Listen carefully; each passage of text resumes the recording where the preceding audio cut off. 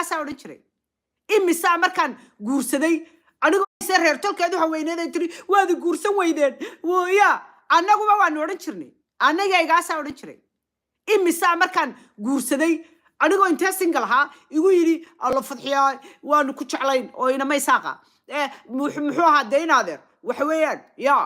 reer wanaagsan baad guursatay nimankay saaqinta badan waa niman wanaagsan oo waxa weeyaan koodhan maayeen maxaad reerka kale u guursatay ilaadeer de waxa weeyaan waan ku jeclayna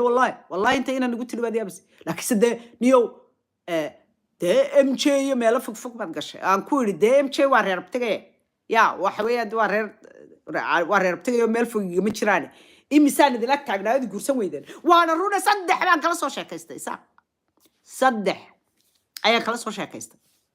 inkastoo weligay laabta ka jeclaa reer abtigay inaan guursado run waliba reer abtigay kale ma hadhul bahantaan jeclaa anigu reer abtigay inaan guursado yaa dee habeen uun baan kasii durkay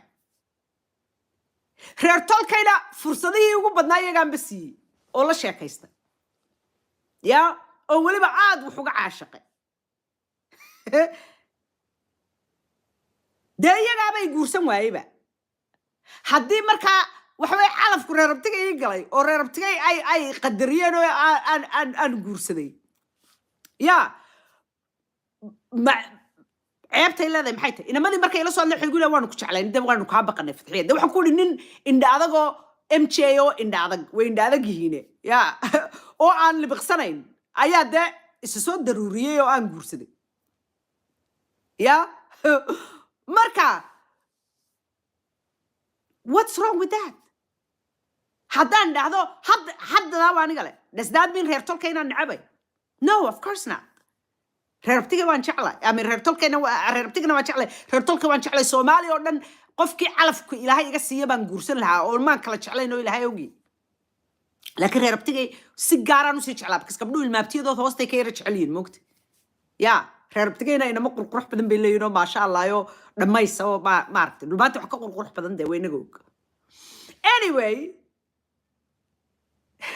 wal annaga ayaa baragnay marka de laakiin reer inamada cajiibana reer tolkay waan kala soo sheekaystay iyagii baaba na guursan waayey